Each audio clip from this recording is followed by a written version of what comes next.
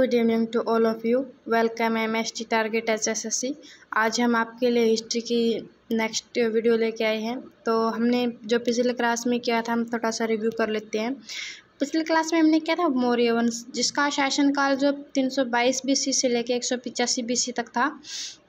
इसका जो संस्थापक था चंद्रगुप्त मौर्य था।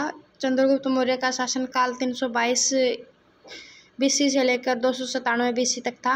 और इसका जो प्रधानमंत्री था चाणक्य था। यूनानियों को खदेड़ा था चाणक्य की सहायता से इसने, चंद्रगुप्त मौर्य ने। 305 BC में सेल्यूकस भेष बदल कर आया था और चंद्रगुप्त मौर्य ने इसे पहचान लिया था। तो 305 BC में युद्ध की जगह इनके बीच में संधि होती है।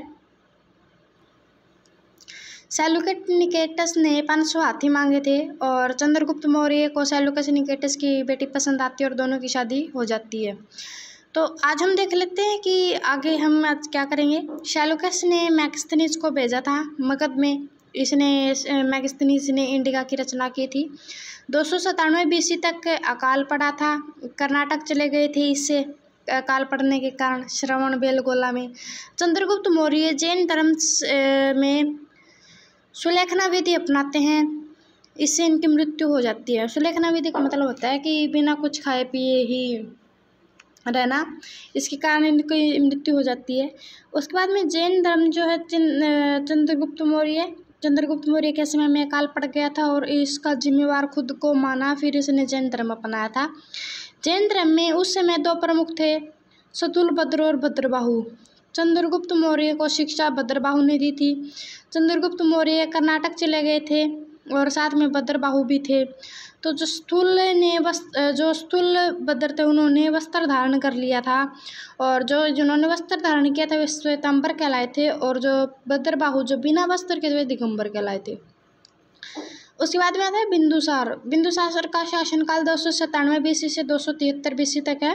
बिंदुसार को अमित्रघात कहा जाता है और इसे 16 राज्यों का विजेता भी कहा जाता है। सीरिया का राजा एंटियोकस इसने जो बिंदुसार के दरबार में भेजा था डायमेक्स।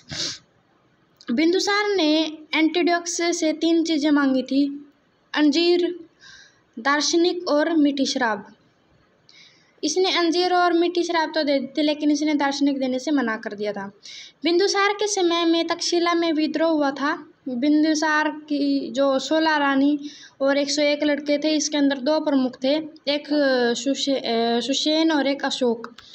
सुषेण तक्षशिला का गवर्नर था और अशोक अवंती का गवर्नर था। अवंती वर्तमान में इसका उज्जैन नाम है।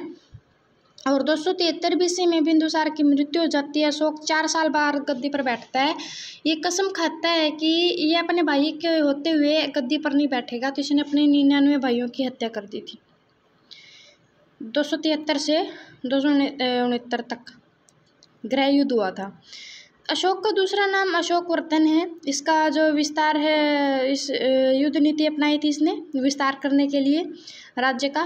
261 BC में अशोक ने कलिंग अटैक किया था, नरसंहार करवाया, जिसमें 1 लाख हत्या और 1.5 लाख लोग घायल हुए थे। कलिंग में खून ही खून दिखाई दे रहा था। ये सीन बौद्ध भिक्षु गुप्त ने देखा और गुप्त ने कहा कि अशोक तुमने क्या कर दिया। तो अशोक ये जो दृश्य है देखने के लिए खुद गया था, जिससे अशोक का जो हत्या है वो परिवर्तित हो गया था। इससे फिर अशोक ने बौद्ध भिक्षु से पूछा कि अब क्या किया जाए, तो बौद्ध भिक्षु के कहने पर अशोक ने बौद्ध धर्म अपनाया था और इसको शिक्षा उपगुप्त ने दी थी। कलिंग की घटना के बाद में क्या क्या हुआ, अशोक के हृदय परिवर्तन होने के बाद में इसने युद्ध नीति त्याग दी, धम्म नीति अपनाई, मतलब धर्म का प्रचार करना, बौद्ध धर्म ग्रहण किया और शाही खजाना इसके पास में जितना भी शाही खजाना था वो धर्म के प्रचार में लगा दिया। बौद्ध गया लुम्बिनी की यात्रा की, लुम्बिनी को टैक्स फ्री कर दिया और बेटी थी इसकी संघमित्रा को भी प्रचार के लिए लगा दिया था। इसने इसको श्रीलंका भेजा था प्रचार के लिए। अभिलेख जारी किए इसने। भारत में सबसे पहले अभिलेख अशोक ने जारी किए थे। अशोक के अभिलेख स्तंभलेख, मतलब पिलर पर लिखे हुए थे अभिलेख, 7 थे ये। गुहा यानी गुफाओं में लिखे गए अभिलेख 4 थे, शिलालेख 14 थे। 232 BC में अशोक की मृत्यु हो जाती है और मौर्य वंश का जो है पतन होना शुरू हो जाता है। जो आखिरी शासक था वो बृहद्रथ था 185 BC में। 185 BC में मौर्य वंश समाप्त हो जाता है और 240 ईस्वी में गुप्त काल शुरू हो जाता है। अब देखिए 185 से और 240 के बीच का जो समय है उसमें क्या हुआ, उसके अंदर मौर्योत्तर काल चला है 185 BC से 240 ईस्वी तक मौर्योत्तर काल। इसके अंदर दो प्रकार के वंश आए, एक बाह्य वंश जो बाहर विदेश के वंश आए थे, एक आंतरिक वंश जो अपने देश के वंश थे। बाह्य वंश कौन कौन से आए, हिंदल वंश, शक वंश, पल्लव वंश और कुषाण वंश। और आंतरिक वंश कौन से आए, शुंग वंश, कण्व वंश और सातवाहन वंश।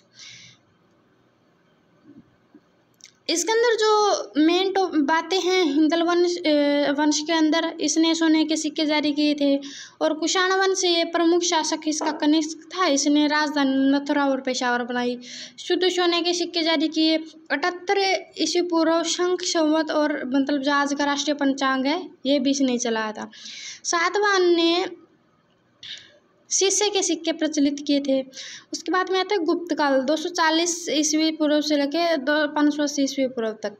गुप्त काल को भारत के इतिहास का स्वर्ण युग कहा जाता है।